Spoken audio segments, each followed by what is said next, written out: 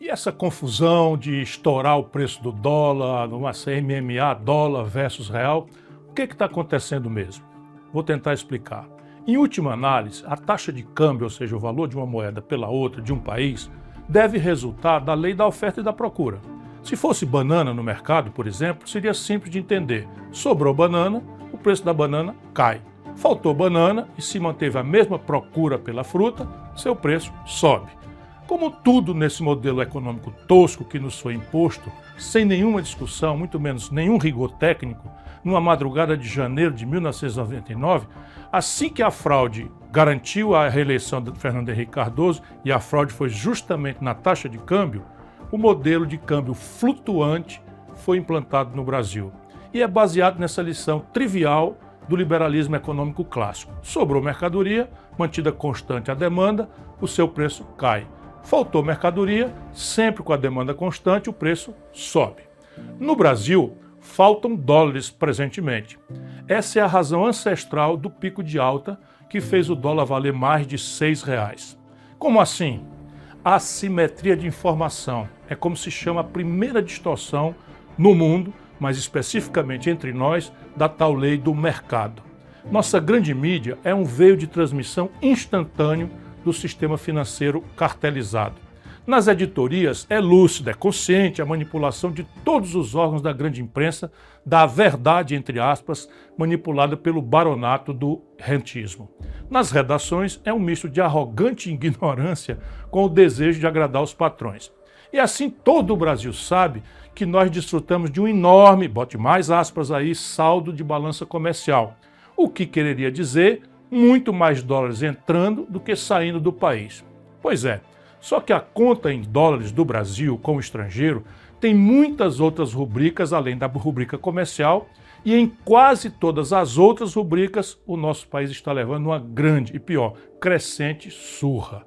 O resultado final nos últimos 12 meses é um rombo nas nossas contas com o estrangeiro de 2,23% do PIB. Só para que todos tenham uma ideia do desastre que Lula e o PT estão produzindo no Brasil, no ano passado, no mesmo período, tínhamos um saldo negativo de menos da metade do de hoje, no que se chama transações correntes, que é isso, tudo de dólar que a gente manda para fora e tudo de dólar que entra no país. No câmbio do momento em que lhe falo, R$ 6,20 por dólar, o rombo em dólares nas nossas contas externas é de 43 bilhões e 610 milhões de dólares nos últimos 12 meses.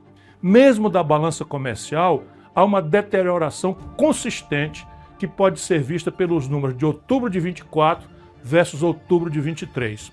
O saldo no passado, nesse mês de outubro, foi de 8 bilhões 589 milhões de dólares em 2023, contra 3 bilhões 441 milhões esse ano, um terço praticamente.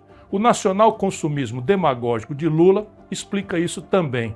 Basta a economia subir um tiquinho e as importações explodem. Essa é outra faceta da insustentabilidade do modelo. Ao invés de apostarmos na produção, uma aposta no consumo demagógico de curto prazo. Faltam dólares, não tem erro, o preço do dólar sobe. Essa é a primeira razão de estarmos vivendo este filme velho, repaginado pela grande mídia como se fosse novo. É no máximo um remake piorado de mau gosto do que nós já vimos acontecer em 1999 com Fernando Henrique Cardoso e em 2015 com a incrível Dilma. Minha dúvida, que está se dissipando rapidamente, é se Lula vai pagar o preço de sua irresponsabilidade ou se vai conseguir empurrar o problema com a barriga para o início do próximo governo. FHC enterrou o PSDB. Dilma foi ao impeachment, inclusive com a discreta torcida de Lula, e deu no Bolsonaro. Mas não é só essa a causa. Infelizmente, a partir dessa base de fato já descrita, há outras camadas que concorrem para a mais violenta desvalorização do real dos últimos tempos. E para o fato, escondido pela grande mídia, de que nossa moeda nacional é a que mais se desvalorizou no mundo inteiro nesse ano findante de 2024. Sim, o real foi a moeda que mais se desvalorizou em todo o mundo, eliminando completamente a mentira publicada de que a política monetária norte-americana estaria entre as causas da perda de valor em mais de um quarto de nossa moeda. Mais de um quarto. Quem recebeu o equivalente a cada $100 no começo desse ano está encarando agora o fim de ano com o valor recebendo equivalente a meros $75. Não aconteceu nada nem remotamente parecido no mundo em que a população foi empobrecida em 25% em apenas um ano. No ano de 2024, enquanto se distraiu o povo com firulas, o governo Lula viu voarem do país, sem fazer nada, nada menos do que 56,210 bilhões de dólares, somente entre janeiro e outubro, 10 meses. Esse é disparado o maior volume de fuga de capitais estrangeiros pela via financeira, desde que se mede essa estatística no longínquo ano de 1982. Essa newsletter advertiu várias vezes para o fenômeno. Comparei com a migração das as aves do norte rumo ao sul, quando chega o inverno, para elas fugirem do que os seus instintos sabem ser uma temperatura mortal para elas. Ninguém quer ouvir, mas parte dessa fuga tem como causa a impunidade da enorme fraude das lojas americanas. Fraude essa que causou enormes prejuízos a muitos aplicadores, inclusive pequenos aplicadores, nos Estados Unidos principalmente. Como é que se explica para o estrangeiro que se promoveu uma fraude superior a 43 bilhões de reais e até hoje ninguém grande foi punido?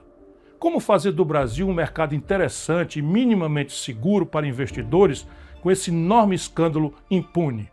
Não é o único fato que desabona nosso pífio mercado de capitais, mas é muito representativo da picaretagem geral que domina nossas instituições. E, finalmente, a alegada questão fiscal. Sim, ela é um aspecto muito grave de nosso provável colapso econômico. A data e o contexto com que foi deflagrado o notório ataque especulativo contra o real, entretanto, não deixam dúvida quanto à atuação em cartel do sistema financeiro brasileiro e de seus sócios no estrangeiro.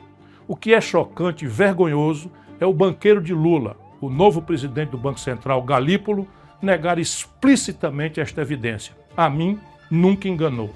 Quem acompanha essa newsletter já sabe da insustentabilidade do modelo econômico em vigor. Vou apenas rememorar. Não faz nenhum sentido a expressão superávit primário no Brasil. Em tese, em manuais ingênuos de economia, à luz da esculhambação brasileira, se você gastasse um pouquinho menos do que arrecada, gerando uma pequena sobra, o tal superávit primário, a sua dívida se manteria em volume estável ou até diminuiria, dependendo do tamanho da sobra. Essa é a picaretagem denominada de superávit primário pela grande mídia brasileira, a serviço sujo dos seus donos entre a banqueirada. Vamos aos números. Desde que essa engenhoca foi introduzida entre nós, naquela madrugada de 1999, nem um único ano, leiam os meus lábios, nem um único ano o superávit obtido foi suficiente para pagar sequer os juros da nossa dívida. Nesse ano de irresponsabilidade criminosa de Lula e sua banda, deixe eu renovar os números. Até novembro último, o Brasil contabilizou na dívida pública 869 bilhões e 300 milhões de reais, apenas no ano da graça de 2024. Isso equivale a monstruosos 7,49% do nosso PIB, que é um ano inteiro de produção de todo mundo no Brasil, e nos coloca sem rival como o país do mundo que mais paga juros. Como estamos em déficit primário, ainda que pequeno, entre aspas, frente a esses números assustadores, essa montanha de juros vai toda para a dívida pública. Quando o Lula assume prometendo picanha e cerveja para todo mundo, a dívida tinha levado 500 anos para alcançar 7 trilhões de reais.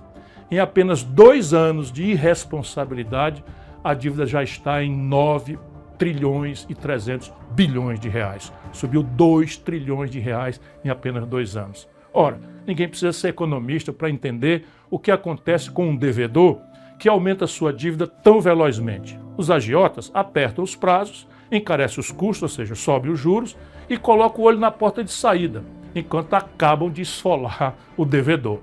Essa é a explicação derradeira para a oportunidade do ataque especulativo que estamos todos vendo, menos os reacionários Lula e o seu novo banqueiro Galípolo. No curto prazo, comprar dólar é a tal porta de saída. Ora, uma das pernas do tal tripé macroeconômico com a qual o Lula se comprometeu, traindo o Brasil e sua história, é o tal câmbio flutuante. Para que ele existe? Para que as contas externas do país se ajustem selvagemente, como a crueldade do tal mercado advoga. País nenhum do mundo sério faz isso. Por quê? Voltaremos ao assunto. O preço do dólar mexe com praticamente todos os preços da economia, diz da competitividade sistêmica nas relações de comércio exterior, enfim, deixar flutuar ao sabor de ataques especulativos não é coisa séria a não ser aqui. O que estamos vendo acontecer? O pior dos mundos. Lula queimou esta semana mais de 30 bilhões de dólares públicos, entregando aos especuladores que, diz o seu banqueiro, não estão especulando. Se não é um ataque especulativo, por que queimar 186 bilhões de reais do dinheiro público, fazendo fácil a vida de criminosos que estão atacando a nossa moeda e, portanto, a economia popular? Se não for um ataque especulativo, óbvio, o câmbio flutuante resolve o problema achando sozinho o novo ponto de equilíbrio. Tudo papo furado, tudo picaretagem. Quem tem no Brasil olhures em posições brasileiras 186 bilhões de reais para torrar em 4 dias, comprando dólar barato, entre aspas, do povo brasileiro, não duvidem, são apenas meia dúzia de 3 ou 4. Afora pouquíssimos magnatas estrangeiros que estão trocando sua posição de comprados para vendidos no Brasil, houvesse governo, Ministério Público e Judiciário, seria muito fácil identificar para quem o Banco Central resolveu vender em perfeito acordo e coordenação aqueles que miravam a porta de saída do devedor, irresponsável e demagogicamente. Em tempo, com os 3 pontos adicionais de juros, nossa conta anual ultrapassará a casa de 1 trilhão de reais só de juros por ano.